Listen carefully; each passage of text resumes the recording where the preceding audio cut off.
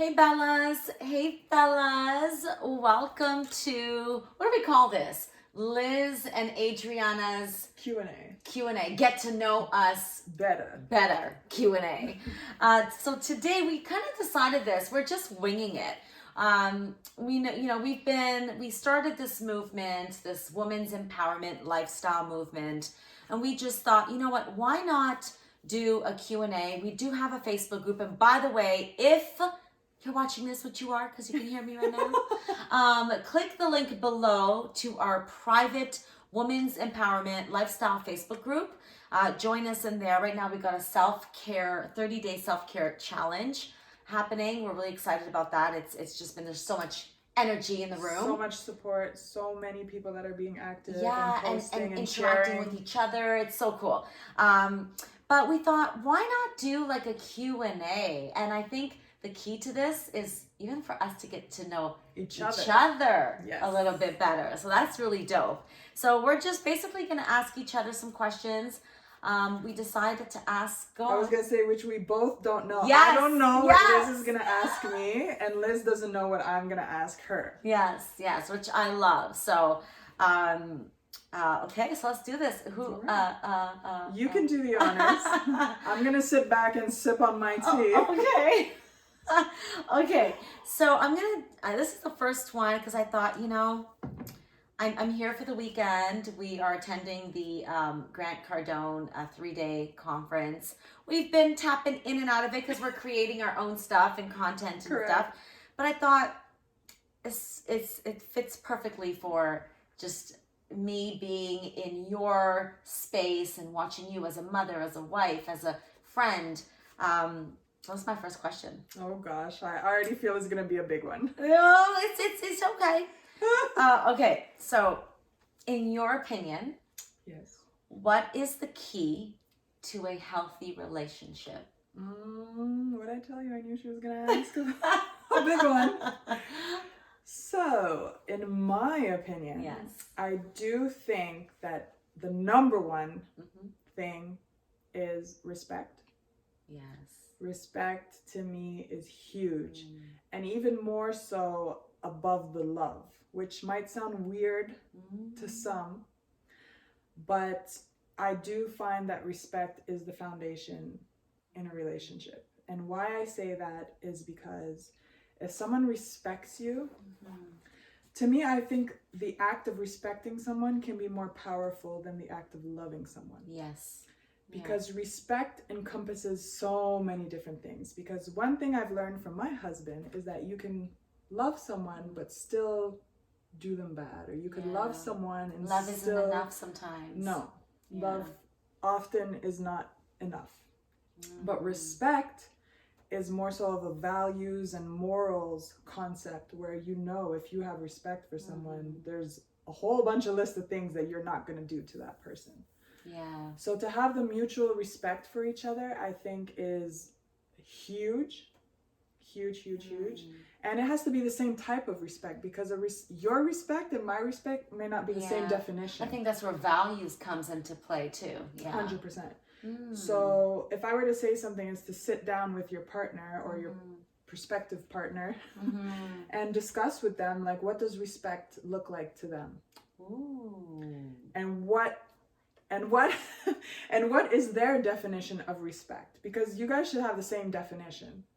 Because if my values are to respect you is to just, I don't know, treat you good, but I could lie to you, then you really got to sit down and really define what respect means to each of you, and make sure you're on the same page, and then you live by that respect. I love that. So would you say that is a conversation that should be had from the very beginning? One of my things is like, ask your partner, your potential, the person you're dating, you're courting, what are your values? 100%. Right? All these conversations need to be had at the beginning. Yes.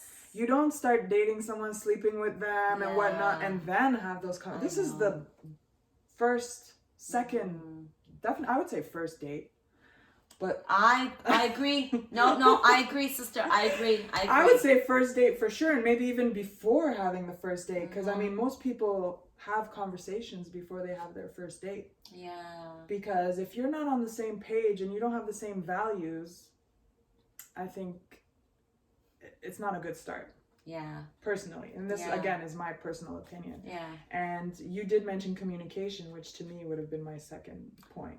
Yes. Communication. So respect first, communication second. Yes. 100%. Oh, I love that. And I'm going to throw a little something in there. I was going to ask you, what do you think? So I absolutely, you know how I feel about communication. Definitely about respect as well. I would say kind of like a recipe for awesomeness or a recipe for greatness in a relationship. It would be three things. My top one, because without this, I almost feel like you can't have the other two, or it's almost a recipe for all of the above. Chemistry. Oh yeah. Of course. No.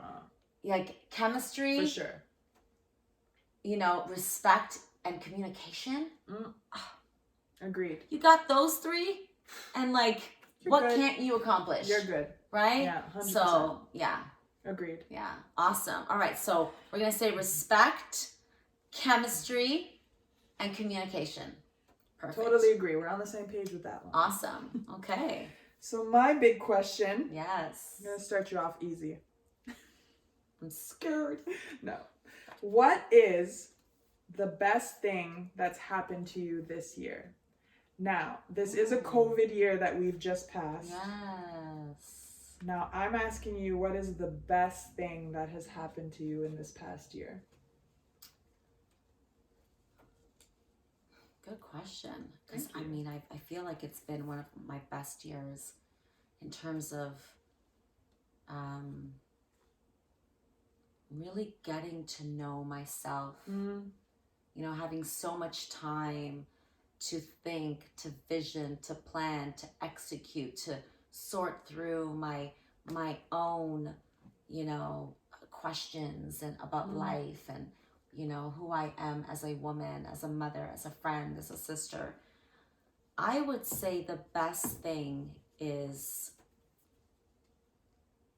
getting super clear with what it is I'm supposed to be in the world. My purpose. I really like that. Yeah, my purpose. Yeah. Like it's like a next level clarity. I've been doing for so long, but I don't think I've ever felt like I'm being the way I have felt in the last year.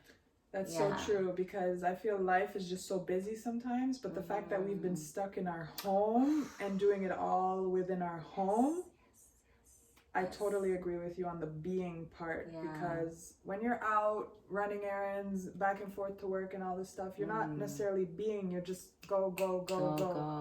Now, you're doing. To be confined in your own home and still be doing, you have no choice but to really think about everything that's going on around you, because you're stuck. You're stuck in one place. And it's been great, because for the first time ever, you know, globally we are like kind of like at a standstill. So it's like we all have to, you know, for the first time ever, we're coming face to face with what's going wrong in our lives and what's going right. And many, you know, have had some serious breakdowns and meltdowns in the last year, because they've been doing so much that they never had a moment to think about or to feel what was really happening. You know, like couples who barely see one another because they're so busy working, and then they get forced to stay home together and realize, this person I really don't like you. Drives me crazy. Right? So, that has been my thing, is really getting super clear with who it is that I desire to be in the world, and my purpose and why I'm here, what I'm here to do, and why I'm here. I think that's beautiful. I like that. Thank you, that Mama. so much. Okay, so my turn. Okay. Oh, okay. So I know your mom is like your biggest hero. Huge. Yes. Huge. Yes. She's your biggest hero. What was it that I'm a boy mom, but I work with a lot of young girls. I'm a mom to many that I did not give birth to. And I when I hear you talk about your mom, I hear so many of my young girls who express their desire for what you have and have always had with your mother. You know, when they say, I wish my mom would this, or I wish my mom would that. And it's the most simplest things to me. It's like, oh, well, you know, in my mind, I'm like it's so easy to do that or to be that. But, you know, moms have their own stuff, right? Yeah. Oh, yeah. So what would you say what was the thing? Like, what did your mom do that made you feel so connected to her from a very young age? You didn't keep any secrets from her. She was the first person you pretty much ran to when you lost your virginity, when you got drunk. Like, you know, everything, right? Everything. Yeah. Any and it's everything. Like, yeah, like, what was it? Like, what did she do that made you feel, you know, and I say this because I believe that there's so many moms that will need to hear this, and there's so many young girls that will need to hear this, you know, girls who aren't opening up to their moms, and moms who are not opening up the space to allow their daughters to open up to them, to create that space. So I think this is a really important question. What was that thing? That is a big question, and while reading the question, you almost made me cry. Oh. So I'll be honest, I hope I don't cry. That's okay. That's okay. So 1000%, my mom is my superhero, my role model, my everything I aspire to become, whether that is as a woman, but also as a mother. If I could think back to, I guess, the most basic foundational time, it would probably be how she instilled confidence, comfort, and almost like, I guess it fits into confidence, is self-love.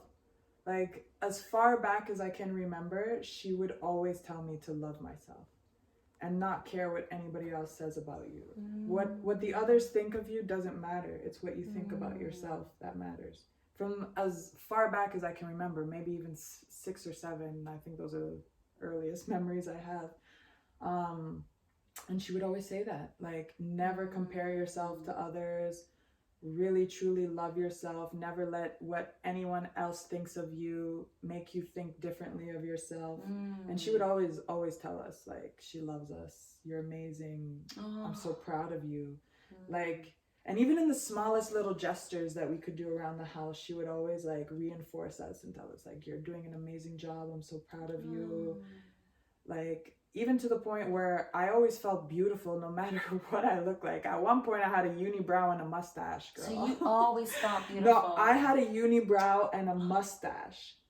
And kids at school were, like, calling me a man. They were calling me Big Bird. I was a bit chunkier. Yeah. And I swear to God, I never even felt self-conscious about that. Because I feel like from the youngest age that I can remember, all I kept remembering was love yourself, love yourself, love yourself. And not only that, it was the ability, like, she always told me, like, you can tell me anything. And most I was parents, going to get to that. Most parents do tell their kids that. But do they mean it? Thank you. So I could definitely say that I've tested my mom in those type of situations where she was like, you could tell me anything. Whether it was my first kiss, whether it was, I went to a party, a house party in high school where all the kids were doing drugs and were experimenting or whatnot. And she would tell me, like, I'm not going to tell you not to experiment, or I'm not going to tell you not to try something. But if you do, make sure you call me, or make sure you are surrounded by people that care for you. Because if something bad happens to you. So it wasn't like, don't ever do Never. drugs and don't Never. ever, like, she probably, when I'm guessing, because I mean, you know, let's be realistic here. If our kids don't try it, Yeah. at least once in their lifetime, they are 100% curious. Oh, for No, sure. I don't care what any parent wants to think. I've worked with thousands of youth. For sure. Right? And they're all curious. Even the ones who say to me, Miss, I've never. But like I sure. think about it sometimes, right? So For she sure. said, when you do, or Yeah. if you do, you call me. Yeah. And you Or come and make tell sure me. you are surrounded Yes. by people that care for you. Because you can't tell the outcome of trying drugs. You don't know if you'll pass out. You don't know if you'll be sick. Yes. You don't know. Yeah. And you don't want to be surrounded by people that don't care about you in those moments. Now, in saying that, did that cause you to not want to do it? Did that make you like more curious? Well, by her saying, when you do it or if you do it, just make sure whatever, and her not doing the complete opposite. If you ever, I'll kick you out, or if you do this, I'll, you know, you have to go. Did that make you less, almost like rebellious? Because that's what we do as young girls, right? We become rebellious. Like, my mom said I shouldn't do that, so I want to do it because she said I shouldn't. Yeah. Did that make you like, To be honest, one, I never tried anything while I was young. Yeah. The first time I tried anything, I was 25 years old. See? I never tried, and I had many instances or opportunities where I could have. I've never tried anything. Sorry, when I say nothing, I've tried alcohol, obviously, while I was young and whatnot, but I'm talking about drugs. I never touched any drug whatsoever, not even weed, not even something small, like nothing. And I don't know, like, don't get me wrong, I was curious, which is the main reason why I tried at 25. Yeah. But there was a mixture of not wanting to risk getting into a circumstance where I would have to call her because of that. Because I almost felt like she had so much trust in me. Yes. Disappointment. And I didn't want her to feel like I made the wrong choice. Almost, if I could express it that way. No, I get it. And not that I felt like she had some sort of hold on me, because I truly felt like I was empowered to make that decision. Like, she on your own. Yeah, like, she made me feel like I'll never judge you. I'll never be mad at you. She used to repeat that all the time. I'm never not going to answer your call. I'm never going to be mad at you if you call me and you're like so drunk that you don't even know who I am. Like, never. She was like, I want to be the person to take care of you in those instances. So she's like, call me anytime. And I don't know, I just never did. And I feel like all my friends that did, or all the people that I was around that did, their parents were the ones to say, don't do it. Like, you'll be in trouble, or we'll kick you out the house, or whatnot. I know many young girls and young boys who got kicked out. Yeah. Because they showed up drunk at home, because they smelt weed on their clothes, and they were kicked out to the streets. Yeah. You know, so I'm so glad you shared that, because I know that is 100% truth. And you know, I hear a lot of parents, you know, I've worked with so many parents who say, you know, I don't want to be her friend, I'm her mother. And I disagree with that.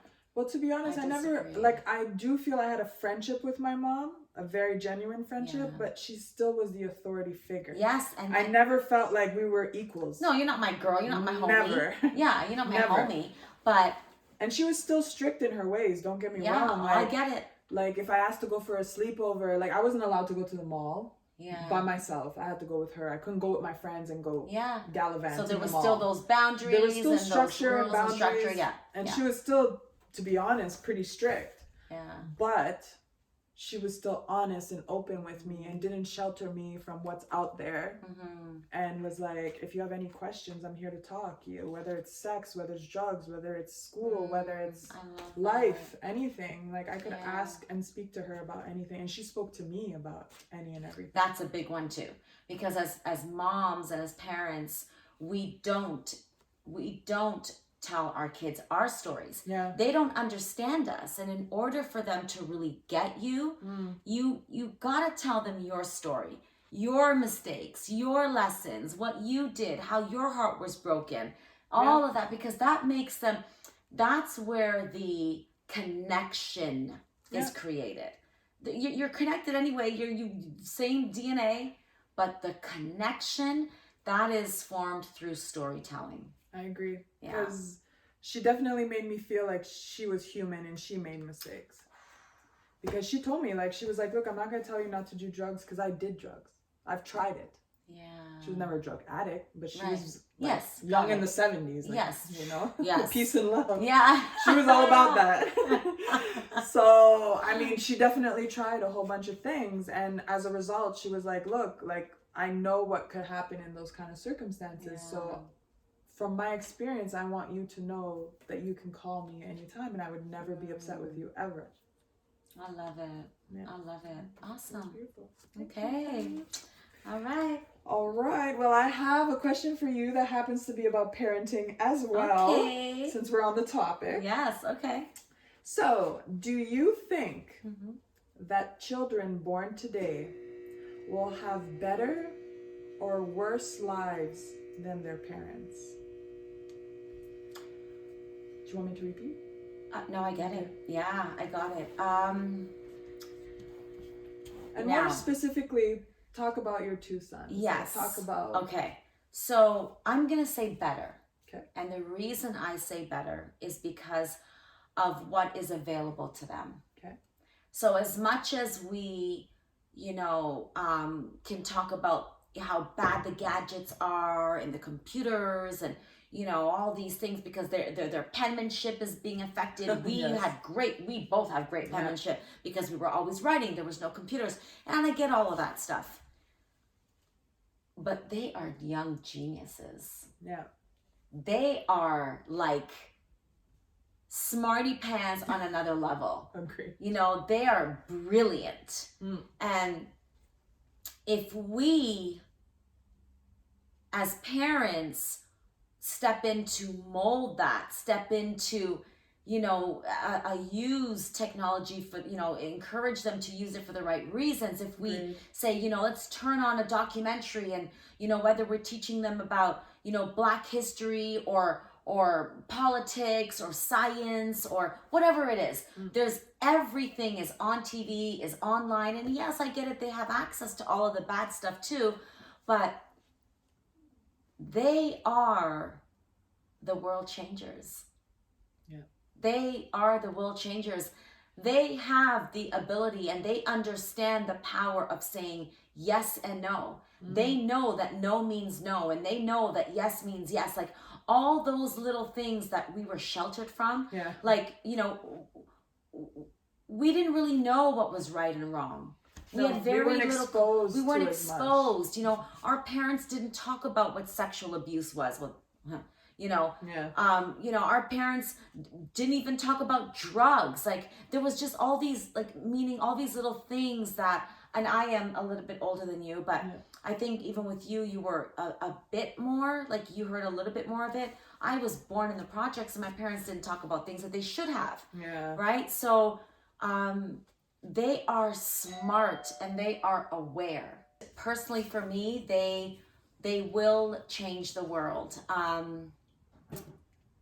They're aware. Much more than we were. Much more than we were. They're wise. Oh. And can I just say, there's another thing that some people may disagree with this, and I get it if you do, and that's okay. This is all about our personal opinions. They're also more innocent, I find. Yes. There's an innocence. Now, that also depends on the household they're being raised in. Yes. Right? But I find because we were exposed to so much. Yeah. We lost our innocence at such a young age. Yeah. That we sheltered them a little bit. We shelter our kids a bit. Not all. Like I said, this is just no, it's true. Yeah, but I do believe that they are the ones that are going to change the world. They are. They are, man. They're when I see some of them, when I listen to them speak, and I'm talking about youth from all walks of life. I'm just like I'm blown away. I couldn't speak like that at 15. Yeah. At 15, I was fighting to stay alive. I was fighting for my life. I was pregnant at 16. So there's all these, I just think, and listen, and even for those of you, parents who are watching, and you feel like you're losing your children, you feel like you've lost them. Our kids, more than ever, because of social media. Oh gosh. Because of social media. They are searching. They are searching. And if they don't find love at home, they might find it in the wrong place. You're in trouble. Yeah. You are in trouble. They have access to find it pretty much. They're gonna find the wrong it places. in all different forms. Yeah. They're gonna do what they need to do. Wow. It's okay. We can always chop from here. Sorry. Okay. Is it because you're full? Yeah, but I deleted so much, girl. That's weird. I deleted like 700 stuff last night. The other thing we could use is my iPad, but is that gonna look weird? It's okay. Okay. No, it's okay. We'll just use this. We'll use this. Perfect. Yeah. So if they are not getting that love and the attention and whatever it is that they need from home, you're in trouble. And I know it's a whole different topic, but what was the question? I couldn't agree with you more, to be honest. Do you think that children born today will have a better or worse lives than their parents? So they will have 100% a better life. The other thing is entrepreneurship. So they're all like little business guys and little business girls from a young age. They know about money and it is our job as moms and as dads to teach them about financial literacy, because they're not getting that in school. So I mean, this could be a whole other episode. Agreed. Like for real. Agreed. But definitely they have we have the means, we have the tools, the resources, the strategies we have as parents, each and every one of us, whether we know it or not, to ensure that our children are better off today. Yeah. Yes, for sure. I also think we're also maybe a little more equipped than our parents were. Oh, girl, we were first generation here. You guys, yeah, too, my right? dad was. Your dad, okay. Yeah, my dad was. So yes, of course, a Much combination of that, of what our parents gave us and what we learned. Yeah. They gave us the foundation. They gave us the traditions, the culture, that, and then we got the lessons. Yeah. We got the wisdom, and kind of combined. We kind of almost learned from them, but now, I don't know, something simple like my baby's not drinking from the bottle. Yeah. In my mom's time, she couldn't Google what to do when your baby's not drinking from the bottle. Technology, and that's what I mean. Yes. We have answers at our fingertips that our parents didn't. Like, they almost had to guess, maybe ask the neighbor. Yeah, the neighbor. What did you do? Yeah, absolutely. It was village. Yes. It took a village. We were raised by not only our parents, but we were raised by a village. Yeah. Our cousins, our aunts, our uncles. And now not only do our kids have that, but they have that and so much more. So much more. so much more. Yeah. We have everything we need in order to make sure our children have it all. Agreed. We do.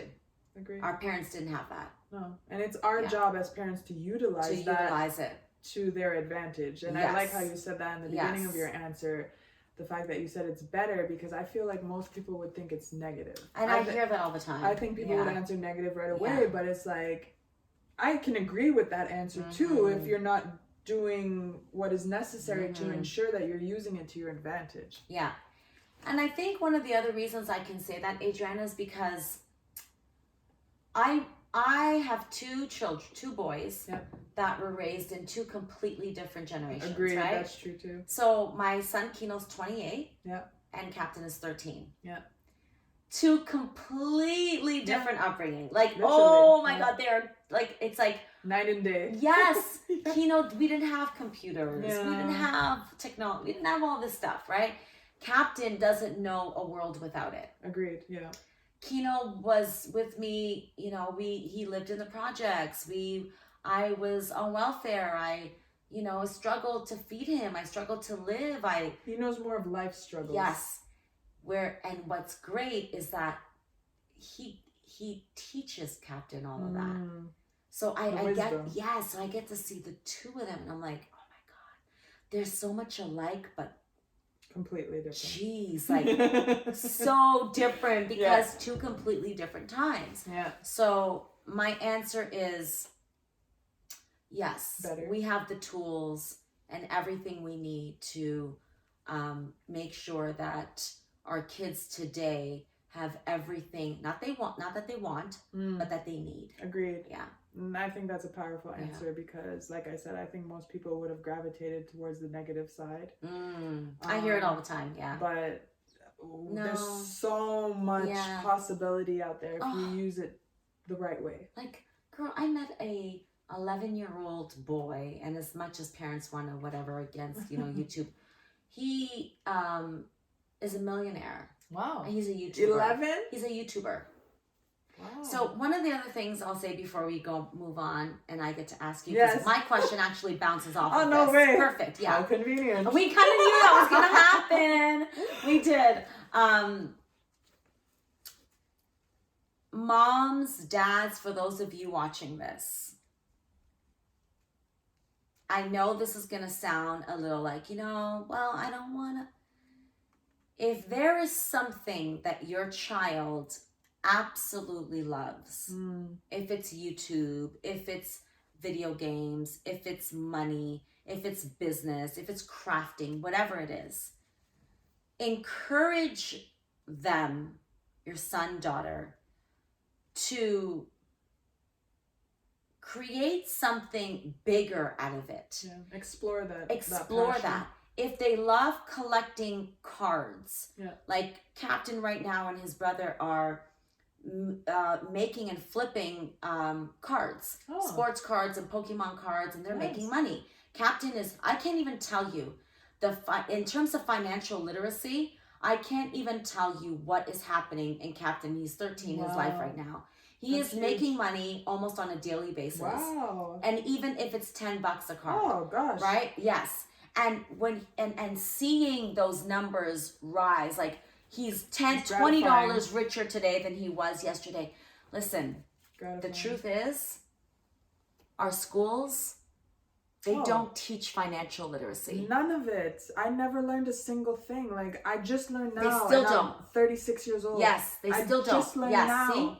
And it's because I chose and went out looking for a program and a coach. Yeah, exactly. Right. So if we do not teach our kids this stuff now, whatever it is, if they like sports, okay, what can we do to turn this into something,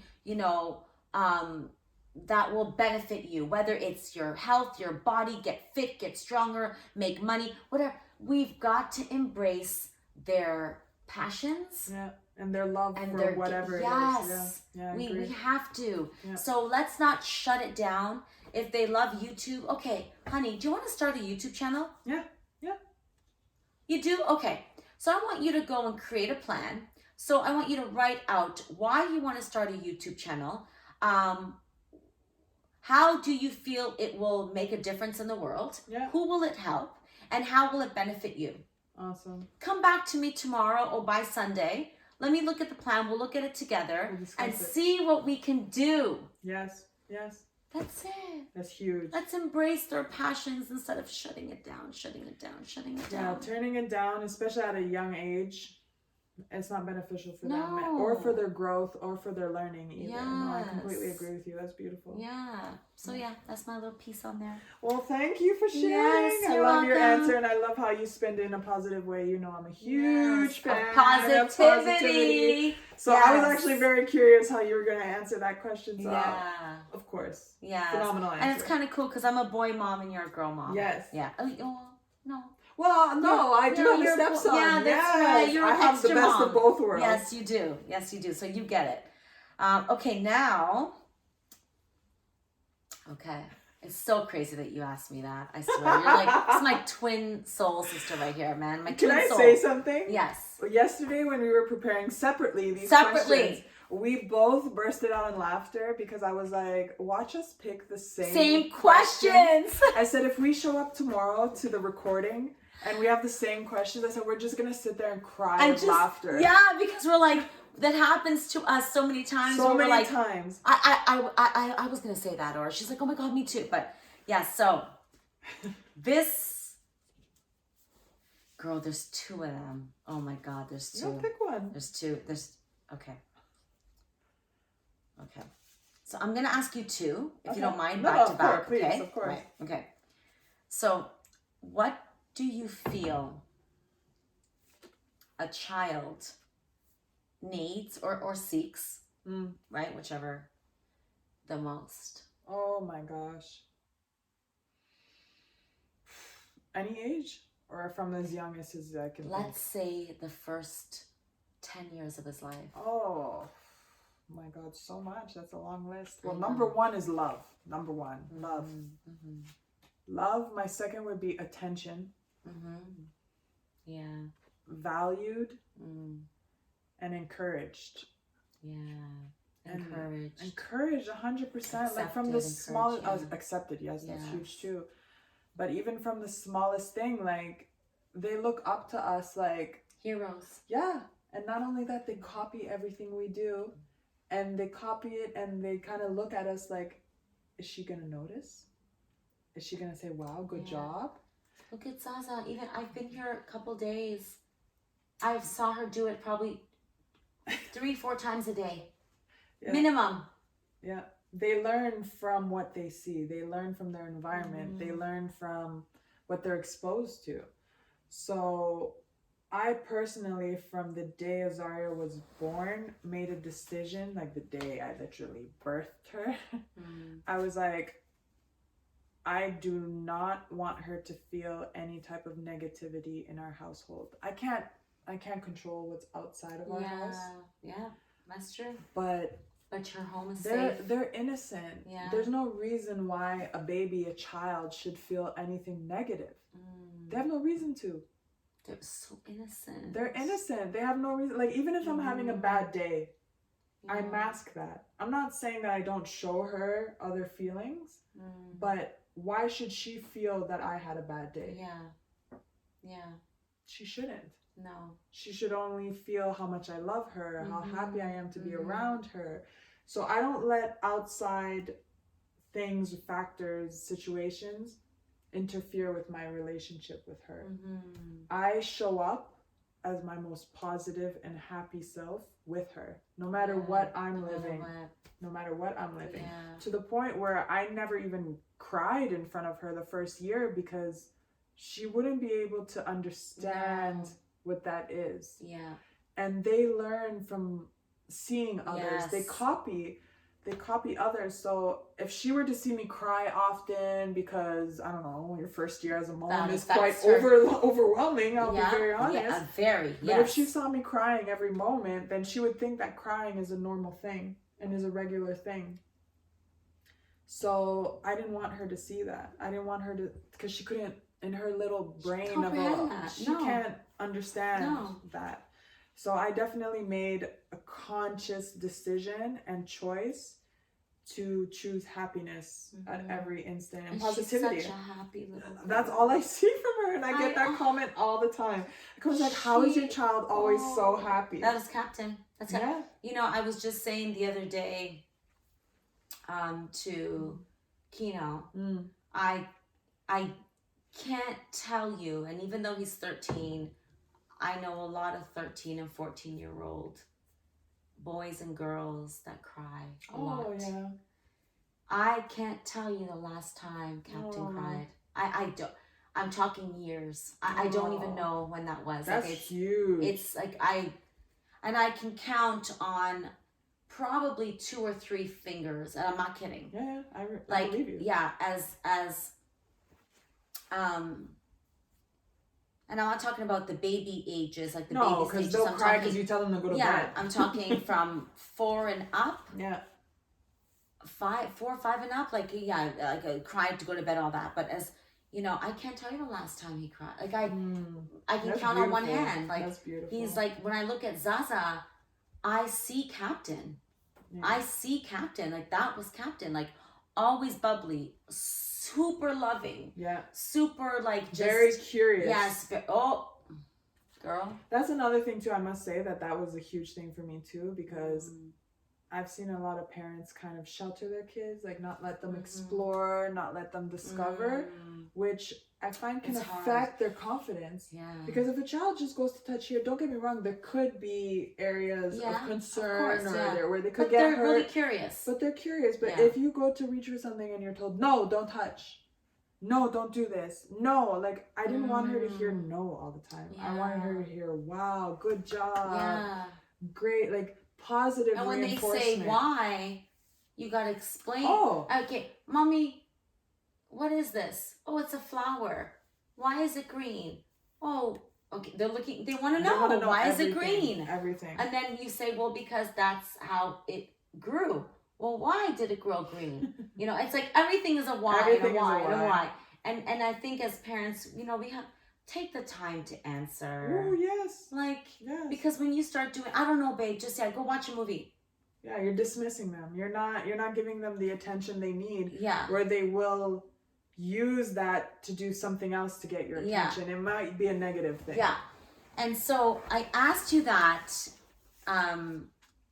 because what I've noticed and what I realize, and I realized this many years ago, especially from speaking, as an adult and seeing so many other speakers. I've been hosting, women's workshops and events for so long. And after each workshop that I host, when I bring in speakers or events, conferences, whatever they are, after she goes up and speaks, whoever she is, goes up, does her thing, speaks, facilitates a workshop, whatever it is, when she comes off the stage or finishes, one of the first things they say, which is exactly what children say, is, how did I do? Was that good? They're looking for reinforcement. Validation. Yes, that's the right word. That's the right word. Validation. And at the end of the day, that's all anyone wants. That's what we all want, to be validated, to be noticed, to be acknowledged, to be heard. Yeah. And it's like, whether it is a 3-year-old, a 13-year-old, a 28-year-old, a 37-year-old, or a 45-year-old. That's so true. That's it. That's so true. That is it. Like, and if our kids are not feeling that at home, that we're in trouble. Oh my goodness. You're in trouble. Yeah, they're gonna search for, like I said, in all the wrong places, and you may not have control of where they search for it. We don't. No, and that feeling gets addictive. Yes. My daughter, do you know? I'll do something small. My daughter tells me, "Good job, mommy," and she's there clapping for me. Yeah. Like the smallest little thing. And then you, on the flip side of that, I'm not getting the clapping from home. So guess what? There's this boy next door. There's this guy at school, and he's the bad boy, and he's got all the girlfriends, but he tells me I'm sexy. Yeah. He tells me I'm beautiful. He tells me he likes my body. He tells me, oh, okay, you know what? I like him because he makes me feel good. Yeah. Even though he's a bad boy, he gives me attention. And you know what? I don't care that he does this, but I'm going to change him. I'm going to Because he makes me feel good. That's it. He makes me feel good. Yeah. That is it. They and just it could be the want most to feel toxic good. It could be Yes. the most toxic good, but Yes. if they don't get it anywhere else, that's what they'll That's take. what they'll take. Yeah. So powerful. That's a really good question. So powerful. Was that your second part, or do you have a second part? I have another one. Okay, so go that ahead. was it. Okay. Actually, it was crazy because I had a few that relate to this. So, hold on. Okay.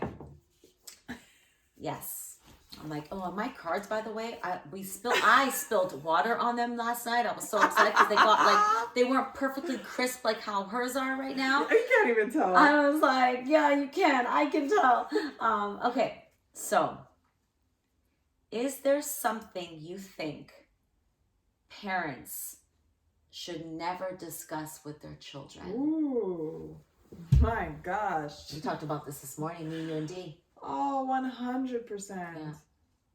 Like, kids have no business knowing any adult situations. That Explain. 1000%. Like, we kind of touched on this earlier, Yeah. where their brains aren't developed enough to understand certain things, certain very complex situations that even grown-ups our age can't even get through or comprehend at times. So how do you expect a child, even a teenager sometimes, can't even comprehend these type of circumstances? So I'm all for being honest with your children, but to a certain degree. They do not need to know the drama that goes on. They do not need to know the stuff that will only hurt them. I'm not saying shelter them. No, they need to know the things that can affect them, matter, that are real life to their circumstance. They don't need to know that mom and dad can't pay the bills. Yeah. They don't need to know that mom and dad may not be having sex. They don't need to know that. Or that, dad in his past life was a dog. I don't believe in a dog. Listen, a dog is a dog. There's no man that is a dog. There's no woman that's like, it's like, but, they don't need to know mommy cheated. Yeah. Daddy cheated. No. Oh, you want like... They don't need to know that. They don't need to know that, I don't know. They don't need to know those things. These are adult struggles. These are adult drama. This is stuff that, like I said, even grown-ups sometimes can't even deal with. So why are you going to put those type of pressures on a young child? Yeah, 100%. And let's talk about the why. What is your motive as a mother or as a father to tell your child or our children that their fathers or their mothers are doing wrong, cheated or did wrong or lied or robbed or whatever it is? Like, why? What's the motive? To me, I mean, obviously that's a selfish act. Like, at the end of the day, the person doing that type of stuff is hurt. Yeah. Right? Like, someone filled with love is not going to act in that sort of way. Because you're thinking about your child. Exactly. You're putting your child first.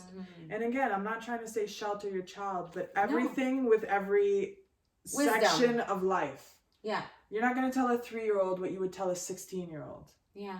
You're not going to tell a 10-year-old. Like, you don't expose them to stuff too early because their brain is not developed enough to digest that. To understand it. Just like you wouldn't even, are you going to tell a 16-year-old something? For me, even 16 is even a huge difference to 20. Oh, for sure. Yeah. What a 16-year-old does is not what a 20-year-old does.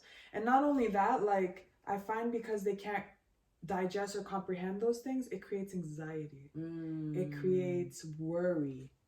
It creates stress. It removes all sort of comfort and security. Like, if we're all constantly talking about how, no, we don't have money, no, we can't pay the bills, no, like, why are you telling your child that? Poverty. Why are you telling your child that? They can't do anything about it but worry with that information.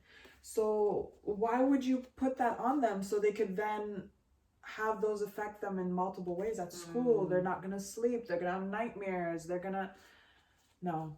Yeah. I definitely think that there is a time to tell all different types of information. The right time Yeah. is up to the parent. Yeah. But I definitely don't think and that... let there be so I think with everything we need to say, all right, so in me telling my child, my daughter, my son this, because anyway, you know, what's the motive? Exactly. And what's so what am I getting out of this? that? What's the purpose? Yes. So is she gonna learn a lesson? Yes. Is she gonna gain wisdom? Yes. Is there gonna, is it gonna be some type of resilience? What's it gonna do? I think at the end of the day, and then the second thing to that, who will it affect? Oh, that's huge. And impact. That's huge. That's huge for sure. And again, at the end of the day, if your motive is to harm your partner, harm your other person, which then usually is, then you know right away, like, that's not the right decision. Yeah. And again, it could be hard even as an adult to make that decision, because of course, a lot of times it comes from a place of hurt. Of pain. Yeah. It's not easy. But think about it. As a parent, I put myself in that situation where if I'm hurting, do you really want your child to hurt like you're hurting, or do you want them to feel love, or do you want them to feel? For me, it's I don't want my kid to feel what I'm feeling. Never. I don't want them to nothing know negative this. At least. Yeah, I don't want them to know this. I'm gonna save this. I'm not gonna, So okay.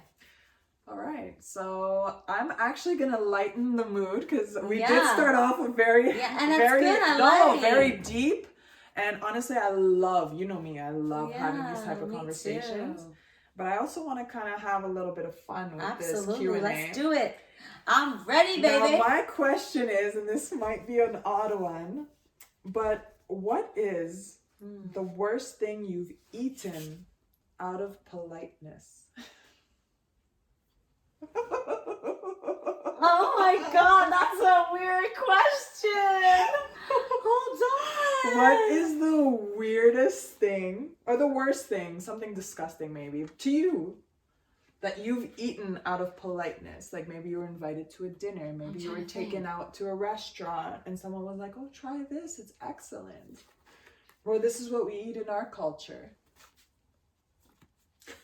What have you eaten? Or the worst thing you've eaten out of politeness?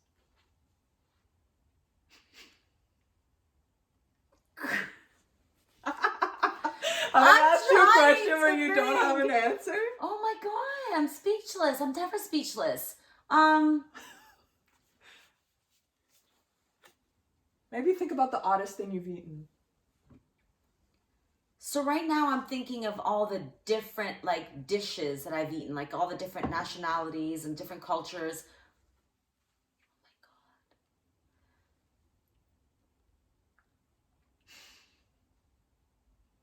Oh my God. Girl, I can't say I have anything. No? So literally you've never eaten like a bug, or like, you know how they have okay, like a chocolate bug or something? Okay, I'll tell you. So, Erin, if you're watching this, yeah, I'm gonna make sure I tag you in this video. So, my old boss, I used to work at this juice bar. Okay, yeah. And my old boss came inside one day with a couple packages. They were different flavors of grasshoppers. Oh no! Dried grasshoppers. And I looked at the package and I was like, girl, I'm so glad you brought that up, because I never would have thought of this. I was so disgusted. And I was like, that is disgusting. You guys are nasty. You're going to eat that. Something is wrong with you. You're not normal, whatever. And I went on and on and on. Girl, he started breaking down the iron in it, the how much vitamins and I was like, you couldn't sell me on that. Really? He's like, yeah. I'm like, one grasshopper has so much iron? No. He's like, yeah. I'm like, okay. You tried it? I'll try some. I think they were like barbecue flavored. They had some kind of flavoring on it. Yes, they were seasoned with something. And by the way, he made them. He was selling them on Amazon, I think. Where did he find the grasshopper? He bought them from a supplier. Yeah, you buy them. And then and he put a little thing in my hand like this. One? Just one? Oh my god. No, you didn't. And I was Did you like, swallow it or did you chew it? like, Stop this. Okay, I have a question because I've never eaten a bug. This is good. No, I've been curious. I've never eaten a bug, and to be honest, I don't think you could pay me.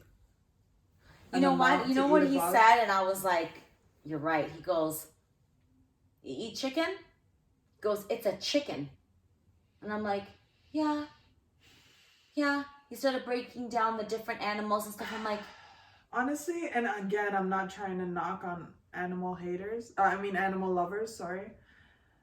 A bug and an animal. Bug. Okay, do you eat shrimp? Yes. It's the worst bug in the world to eat. You know what they call it? The water cockroach. Sure, I heard that. It's so gross. And the first time someone said that to me, I thought I was going to puke because I love shrimps. I love shrimp. They're water cockroaches. And when you really look at them, they kind of look like cockroaches. They do. I know. Okay, I do have a question though, now that you mentioned this, because I don't think I know anyone that's eaten a bug. And I'm happy that you shared that. Yeah. When you bit in it, did juice squirt out? Like, was it juicy on the inside, or it was all dried up? So it's like it was dried like hold on, let me think of what can like a dried fruit. Okay, like no, not even dried fruit. Like no, chips? More crunchier, like chips. You ever eat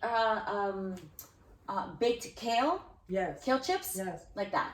Oh. Yeah. Super dry, crunchy. But it had legs on it and everything. You couldn't see all that, really. No, you can't really know. No, I don't think so. Well, you're a bigger woman than I am, because I would have never done that. I would have never done that. Yes, grasshopper. Anyway, yeah.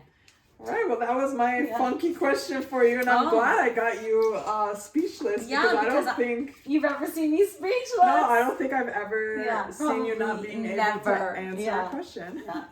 Okay, so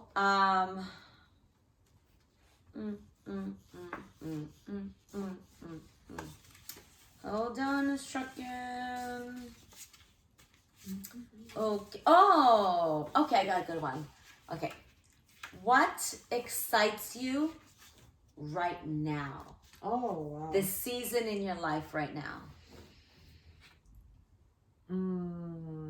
Well, right now I am very much focused on self-growth, self-development, and starting my own business. Yes!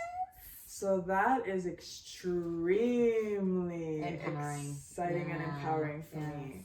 And I'll be very honest, most recently, what we've created in that Facebook group of ours lights me up. Like, I mean, obviously my husband and my daughter light me up, but let's say outside of my family, like right now, like there's a thing that is something that lights me up so much. And it's just a beautiful thing to see a group of women, and again, maybe some of them have met each other, I'm not certain, but that a bunch of strangers can come together and create something positive and beautiful and supportive is huge to me. And to be a part of that is, I can't even explain how motivating and encouraging that is. But definitely even our union or our partnership and our friendship. I wrote that down. No, seriously, like what we've discovered of each other, learned of each other, and again, you started off as being my coach. Like, I mean, you still coach me. Yeah, we coach each other. Yes. How many times am I like, girl, what do you think of this? Do you think I should do this? Like, okay, so I have a question, and you're just like, do. I'm like, yes, yes, thank you, girl. Yeah. No, I really do think that we learn from one another, that we even grow from one another with, like, I don't know, like, you really are a huge part of my support system, of my everything, like everything in life. Like, I pretty much share everything with you right now. Like, no, definitely anything related to self-growth and I guess my entrepreneurship right now is what lights me up, and you are part of both, so I will say you light me up right now. Our union lights me That's up not why right I asked the now. question, by the way. Oh, She I wanted love to hear it. me Yes. say that on camera because she's like, I recorded we tell this. each other that every day. That's true. Every day. We do. Yeah, that's amazing. We do. That would have been my answer for sure. Okay, I was about to ask you then because I was going to flip it on you. And be Yeah. like, what's your answer? My answer is, girl, this exact same thing. Like, you know, we're both invested in a few different courses. Yeah. We're we're self-growth. Yes, we're studying a few different courses together. Yeah. You know, we are on this entrepreneurial journey. Yeah. This self-discovery journey. We are executing from a space and place of passion. You know, we're passion driven. We are discovering what really lights us up versus what we think we should do. Yeah, no. You know, that's like, we're kind of over that. Yeah. Our friendship, oh my Huge. God. Our connection came out of nowhere. I mean, somewhere, but nowhere. That's a whole other episode. Agreed. But yeah, you know, it's been so beautiful. I can't say that, you know, outside of my sister, that there's anyone that gets me. Yeah. I mean, in terms of like who I am as a businesswoman, who I am, you know, as an entrepreneur, as a mother, as a friend, as a sister, you know, as a daughter, as a survivor, a victor, as like, I don't, everything. Like, it's crazy. Like, it's so much awesomeness. And I'm so grateful for it. Like, girl, like, I'm just, every day I'm like, I met somebody that I can share all the different pieces of me. And that's a rare thing to find. My God. Honestly. That is rare. A once in a, not to get all, you know, religious or anything, but it's in the Bible. Like, if you have a friend, consider yourself blessed. Like, that's, it's so rare. Yeah. It's so rare, and that, it lights me up. I completely agree with you, where you're able to be your authentic, vulnerable self with someone, like really to the core. And not just touch the surface. No, like, I'm talking about core. To the deepest core. Yes, like this is, you know, like you even your like most maybe embarrassing or that thing that makes you feel like I can't tell anybody, and it's so natural. Yeah. We're just like, and it's like, we're safe. Yeah. We're safe. Zero and there's judgment. Like, that's like the best feeling. Agreed. The best. Agreed. They're gonna think like we planned this. No, we didn't, I swear. I swear, right? But yeah, okay. So that's awesome. Yeah. Well, not to go back to the funny questions again, but I have another funny question. What odd smell do you really enjoy?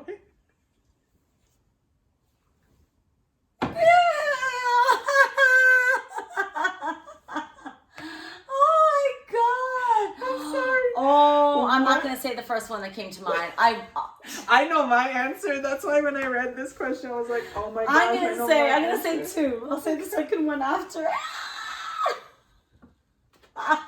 I'm dying right now. You're like, what the bumba questions are these? Okay, so the first one, which is probably popular, and I think a lot of people would say, the smell of gasoline. I knew you were gonna say that. I didn't know, but I just knew because I feel like that is an odd smell. Okay, you are a psychologist. Yeah. What is it? I hear that often. Honestly, I almost feel like it's probably associated to memories more than anything. Like, I personally, like, I don't want to say I like the smell because I don't. I don't, but there's something about it. It's probably a familiarity, to be honest, more than anything else. Okay. That's weird. It's a weird thing. Wait till I tell you mine. You're going to die. Girl. I'll let you tell your second. And then my second, the smell of my own farts sometimes.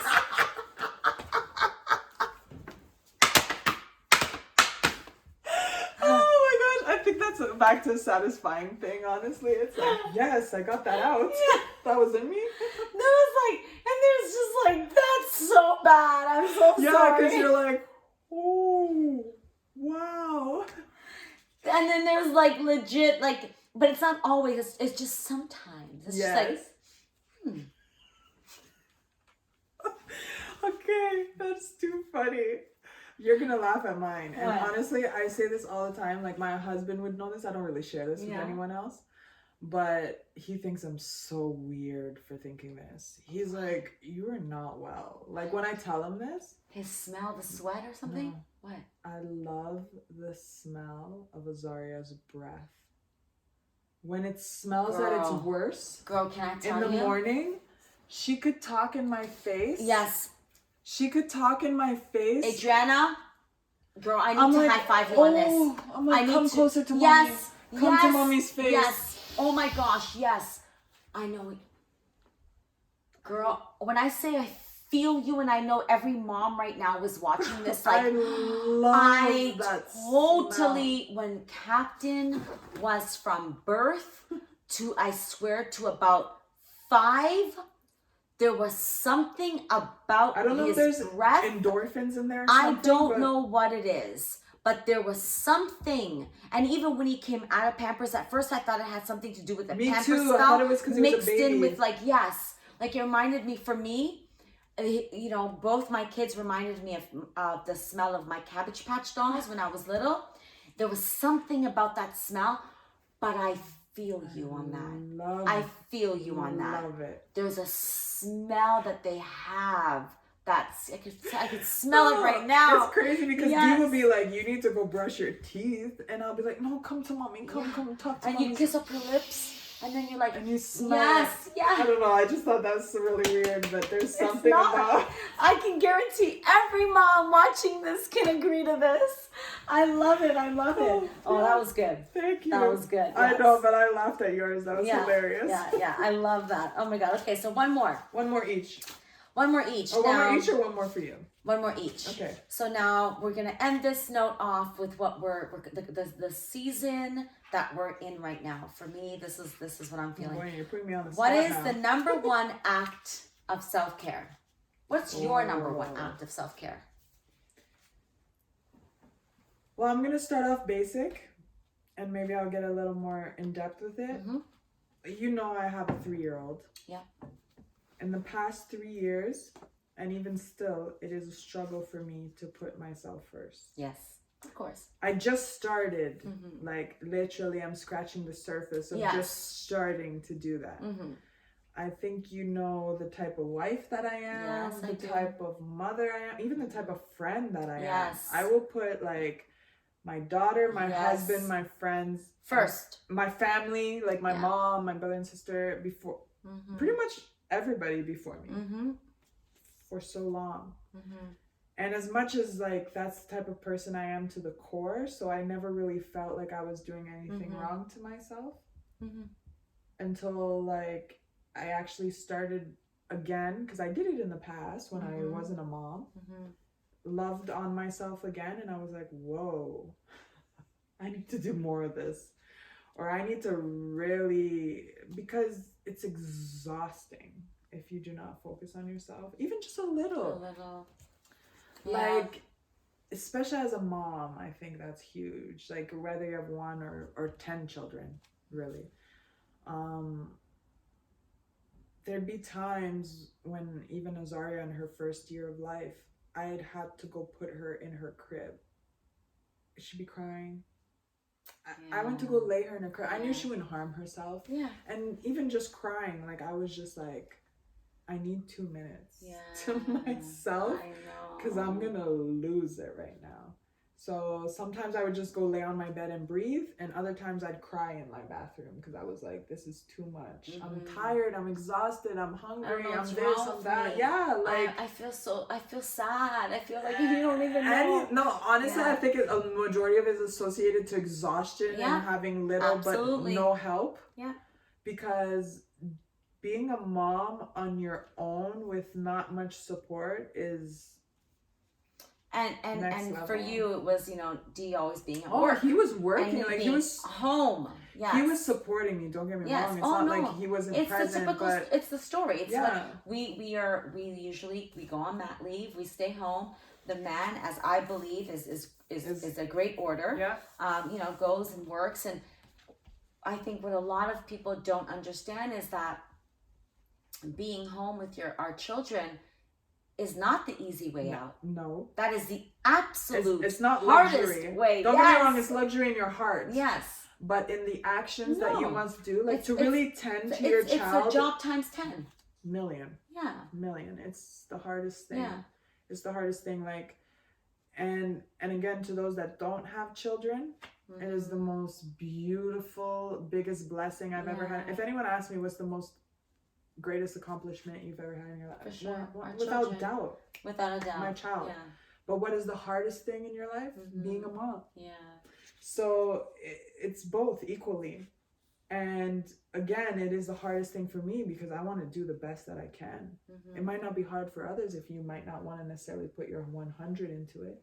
But I put my 1,000 into it in the sense that there is no bigger role, accomplishment, responsibility that I have than to be a mom. So circling back to the self-care was definitely putting me, I don't want to say first because I still probably don't put myself first. It's in the lineup. Yeah. In the lineup. At least. I get it. In the top 3 of the lineup. So I made a choice through COVID, and that was one thing that I definitely learned was I have to at least give myself one act, one moment, of one self-love, self-care every day. Self-care, self-love, whether it's even just putting on a mask, like taking half an hour to myself, listening to some relaxing movie, relaxing music, anything, honestly, anything that in that moment that I feel I need. Yeah. Because I'm like, no, you deserve this. Go do it. Go read a book. Go for a walk. Go leave the baby with your husband and go for a drive. Anything. So in your opinion, there's women should do at least one thing a day as an act of self-care. A day, because I'll be very honest, I feel like I am a better mother because of it. Oh girl. And a better human. Oh my goodness. And a better human. 150%. Yeah. When we are feeling good, and the only thing that can really make us feel good from the inside, I don't mean the feel good of like seeing our kids smile. Yeah. I don't mean that kind of feel good. I mean like wakes you up, gives you energy, drives you like it's self-care. It's self-care. Agreed. Yeah, 100%. All right, your turn, girl. Actually, I want to ask you that question. Oh. Well, that's not my question, but I actually want to know your answer. What's the number one act of self-care? I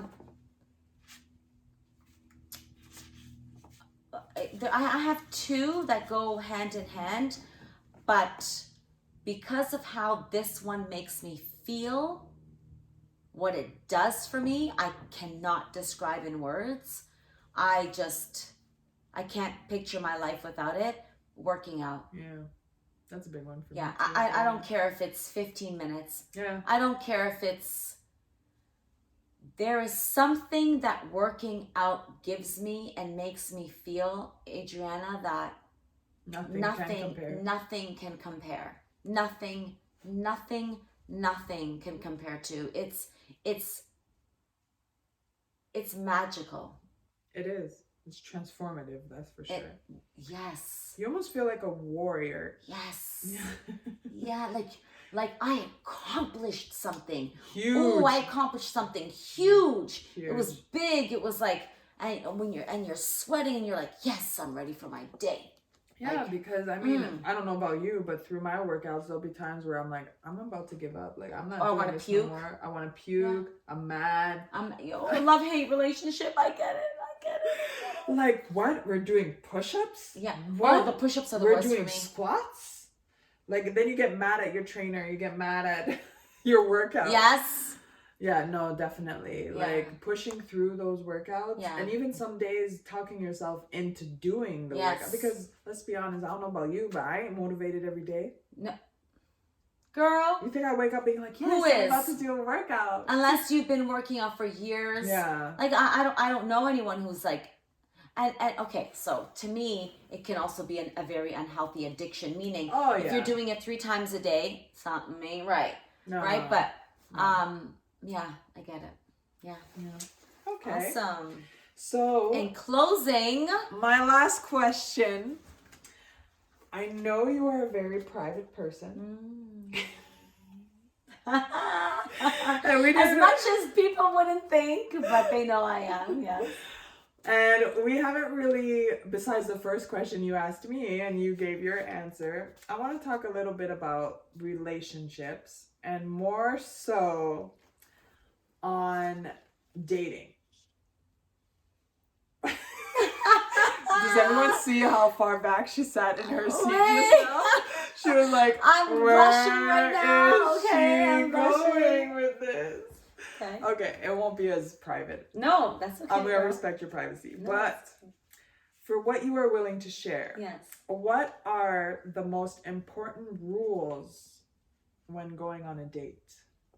Whether it's first date, second date, for you, and I'm only talking about you, not in general, but like you. For you, what are the most important, I don't like the word rules, I'll be honest. I don't like the word rules. But let's say, what is something that you look for to achieve on a first date? I prefer that question. I like that. I like that because as weird as this may sound, I've never been the dating girl. Yeah. Meaning like, I know we spoke about this. Yeah. So like the dates that I went on in my lifetime, they became my boyfriend. Yeah. You know, you're not a serial dater. No, I'm not. And there was a time in my life where I was like, I wish I was, because, you know, they say that you're supposed to date multiple people. Okay. And let's correct this. We're talking about dating, not sexing. Okay. Agreed. I've never been the sexing, dating, go on dates and you have sex with the person. No. Whoever I had sex with was my partner, was my man. Okay. But like I get the whole dating multiple partners and then you choose the one. I have never been that one. So to me, when I go on a date, anyone who's ever gotten a second date, which was only a few, became my partners. Yeah, became my partner. Chemistry. Yeah, that's big. Huge. Communication. Huge, yeah. That soul connection, like there's something that just like there's chemistry here. There's there's constant chatter. Yeah. Like exchange. Yeah, we're not like, so what's your favorite color? Okay.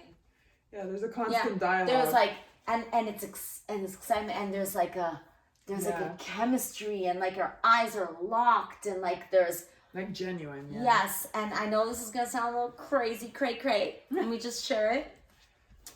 If and I'm blushing right now because I'm thinking of my boo right now. Okay. It's like I just said that.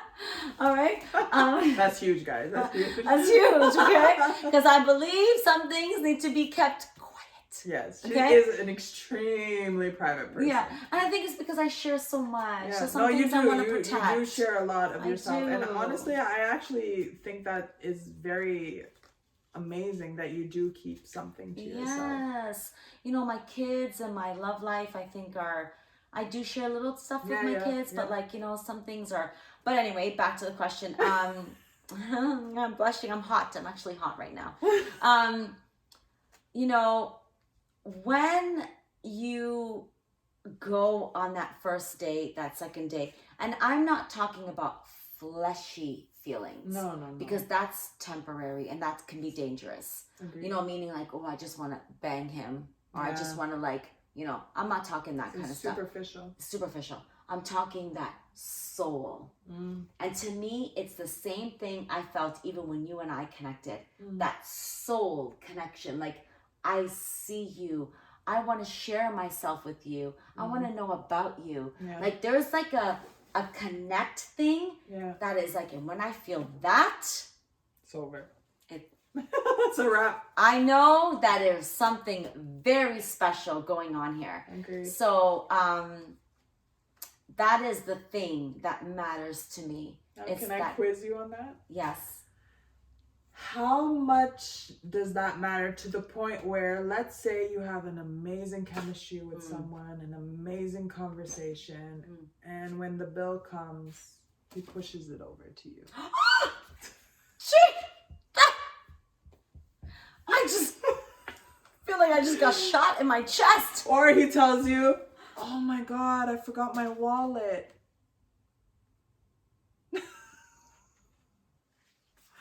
How much does that matter over certain small, and I'm going to say small because... The first date? Yeah, the first date, because obviously if you're really into a relationship and you're on the 5th date, I don't think the answer would be the same as the first date. Okay, let's say the 2nd date. I'll give you some grace. Let's say the second date. Second date, the bill comes, and let's say he paid on the first date. I'll put you in a good position. You have great chemistry, you have great conversation, great communication. Yeah. You're feeling the vibe, everything is intense. The bill comes. Yeah. And... Second date, right? Let's say, okay, I'll take the rude approach. Let's say he just pushes it over to you, zero communication. How do you respond to that? And again, think of the big picture. I don't like that. He pushed it over to me. I don't like that. I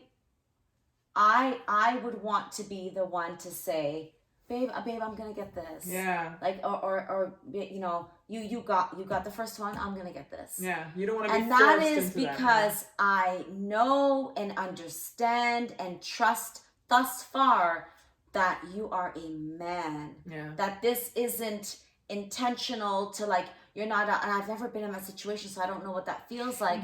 You know, I always dated men who were men. Yeah. Who I had to be like, babe, I got this. No, I'm getting this. Yeah, no, you let almost me gotta get convince this. them Yeah, that right. you And I got love it. that, Yeah, right? yeah.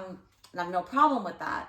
But like the second you said, and then he does the whole, you know, you got this, I got the first one. I don't like that. And that's just me. No. And you know, you can say, hey, you're wrong, but that's just me. I would rather, and you know, knowing me, if I'm on probably, I think more so the third, I don't know, it's not bad. No, it's not bad. Honestly, like the person that I am, because I know you're a little more honest right away. Yeah. Like you're a very honest person. Yeah. Like I think your feeling would show on your face. The moment he pushes the bill, I think you'd be like, I think I'd be like, why would you do that? You'd be why would you do that? And I'm I sorry. think more so, and I'll tell you why. I think more so because I wouldn't push the bill to you. Yeah. Yeah. Right? So as back to respect. Yes. As a server, and I served for 20 years. As a server, you're trained to put the bill kind of in the middle. Yeah. Like that's kind of like a thing. You put it semi so you're in the not middle. picking a side. So you're not picking a side. Now, if he was to go like, I'd be like, I'd pay it. Yeah. But red flag. I don't think you'd see me again. I don't think you'd see me again. Yeah. Now, as a man, and I'm, you know, I am spiritual, and I do believe in the order of like, okay, especially in the beginning. Now, if we're a couple, you're my partner, we're together. Babe, no, I'm paying this.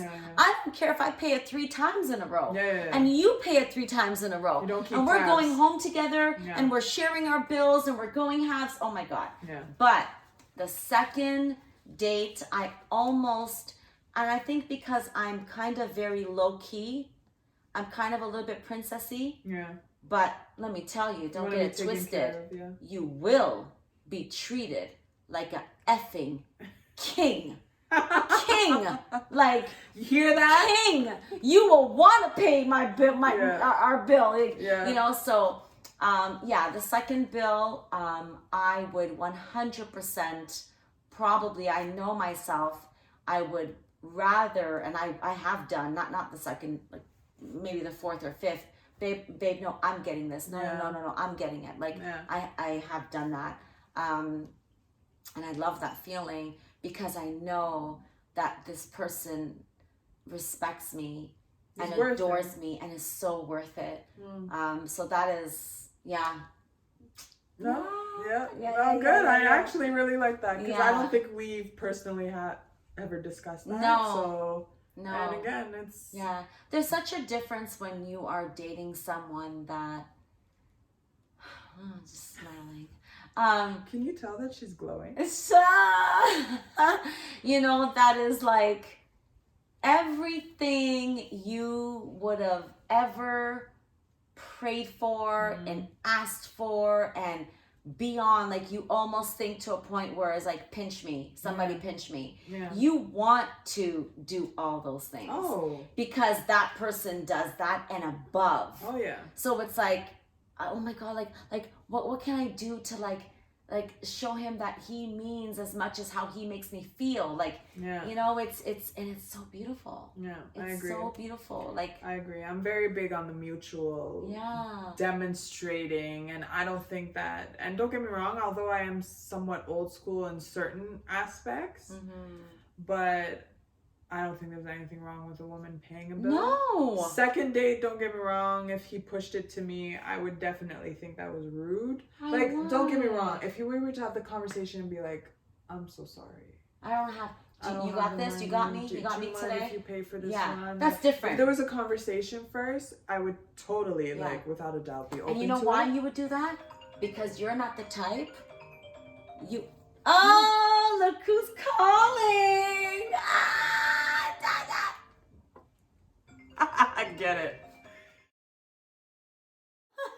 We're back. That was like so weird, like so crazy, because she knows what I was thinking. We know what I was thinking. Oh, yeah. And then my phone rang, and then that was like, my boo. I said it. I said it. Yeah. Anyway, okay. So what was the question? Jeez, I don't even have my questions on. We're here to close. I think this is closing time. Yes, Okay. yes. Okay. So this was like amazing. This was. I feel like, come Zaza, really come here, good. Zaza, come Zaza, come Mama. Zaza just woke up. We took the time to do this video while Zaza was sleeping, and now Zaza's awake, and we love Zaza, right, Zaza? Say hi, Zaza. Go like this. Hi. Hi, everybody. All right, so we are closing. We thank you guys so much for sharing this time with us, this space with us. This is just the beginning. We got a lot more treats coming, so you guys stay tuned. If you like this video, give us a thumbs up. Comment below. We want to hear your comments. If you've got any questions for us, let us know. We will reply to every question we get. We love feedback. Yes, we do. And join our Women's Empowerment Lifestyle Facebook group, which is the Transformational Suite for Max Bellas. We will enter that link below. Yep. Subscribe. And subscribe to this. And yes. share. And share and turn on the bell. You know that bell thingy? What is it? Here? Click on it. Here? I think right it's here. up It's top, over here. yeah. Turn on the bell, and we got more coming. So we love you guys. We appreciate you guys, and we'll see you soon. Say ciao, Mama. Say bye. Say ciao, Zaza. Thank you. Say bye. Ciao, guys.